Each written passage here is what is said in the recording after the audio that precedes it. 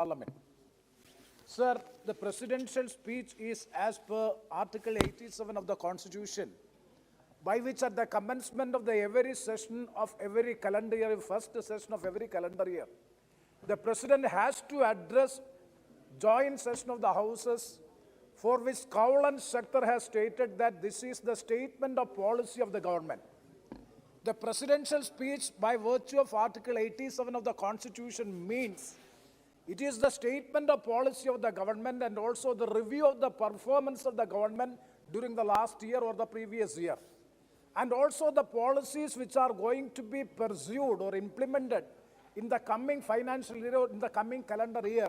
This is the very sole purpose of the presidential speech by virtue of Article 87 of the Constitution of India.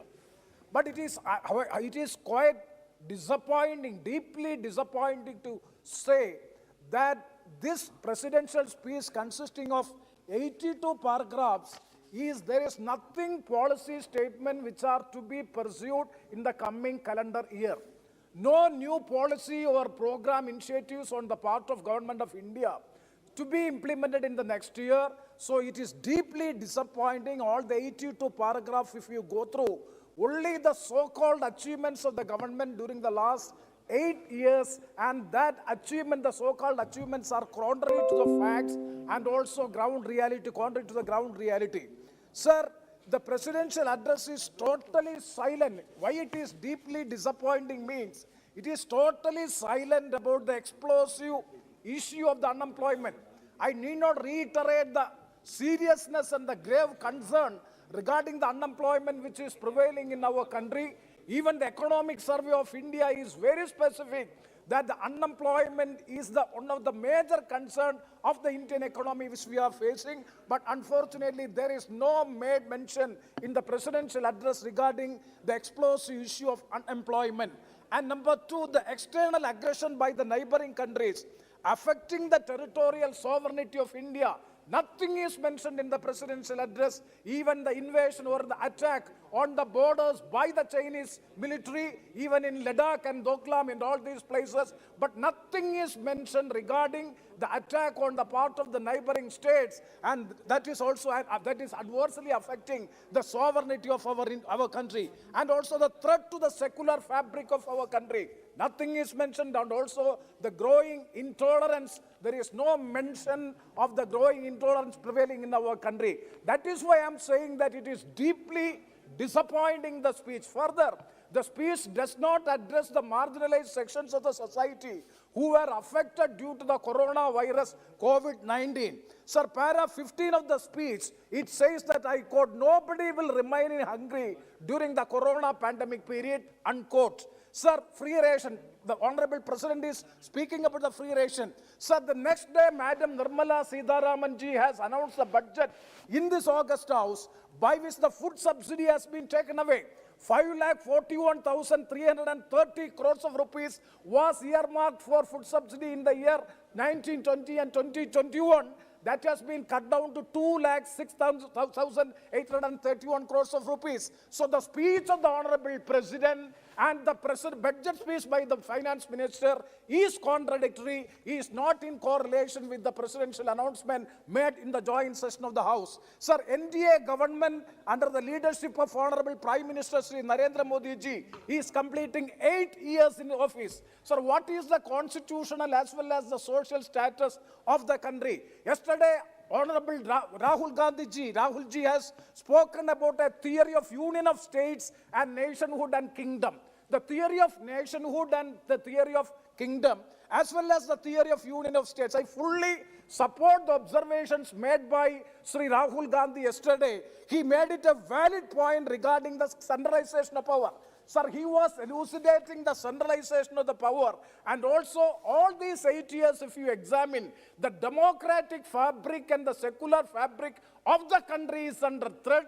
The beauty of Indian democracy is being destroyed, because what is the beauty of Indian democracy? The beauty of Indian democracy is unity among diversity. That unity among diversity is being destroyed during all these 7.5 years. That is why it is being said that union of state, it is not a kingdom. It is not an Indian kingdom, but it is union of states. We have to respect the state, and we have to respect the states as well as they should be taken into confidence in order to have a federal fabric of our constitution. Sir, in the name of narrow nationalism, you are branding all the people who oppose your programs and policies as anti-national or disloyal.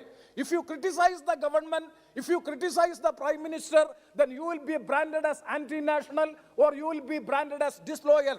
Sir, Mark Twain has rightly said, I quote Mark Twain, sir, loyal to the country always.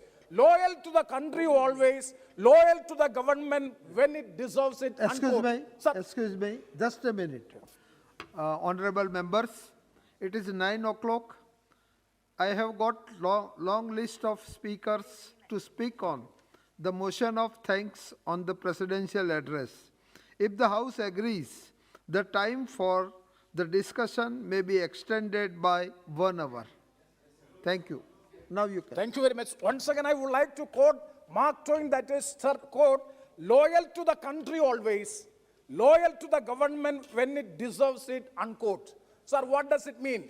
What is loyal to the country implies? Sir, taking pride in one's country, culture and its values, adherence and upholding the constitutional values such as liberty, fraternity, equality, secularism, etc.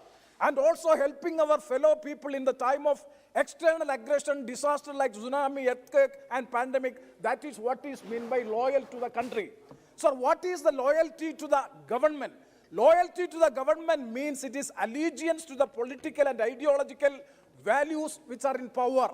It also means unconditional faith in government. It gives unquestioned power and authority to the government. That is what has happened in India during the last 8 years. Sir, in order to have a good governance and development of the country, the government has to be made accountable to the people of the country, for which its decisions and actions should be transparent. That transparency is missing in the functioning of the government to ensure the responsibility in lieu of the power it yields. Here the power is being yielded. Instead of having the transparency in administration, power is being yielded.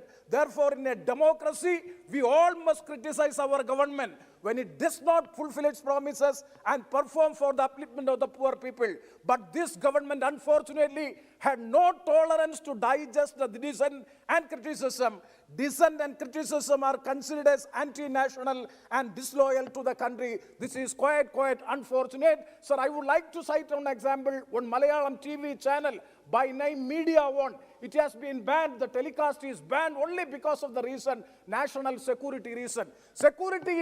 National security is the reason by which so many people are being languished in jail, and the preliminary liberty and civil rights are being taken away in the name of this, sir, I'm concluding national security, and the ban has to be lifted or the security reason has to be lifted. That is a point which I would like to make. Sir, one nation, one tax, one nation, one language, one nation, one election, one nation, one registration. Sir, how this is possible in a country having multi-diversity and also pluralistic society like India, how it is possible? How the ethnical, geographical, cultural relation between Northeastern India and, sir, I will conclude with 1 minute with India. So please understand the feelings of the people, different various cultures of our country. Languages have to be respected. All the state must be respected. Otherwise, the situation will be very dangerous. So, sir, I would like to urge upon the government, the presidential address, when we are thanking to the motion on the presidential address, I would like to caution the government, the basic features or the foundations of our constitution. That is, first one is secular democracy and federal character. It is under threat. Sir, Union of India shall not be allowed to become an Indian kingdom. Thank you very much. With these words I conclude. Thank you very much. Thank you.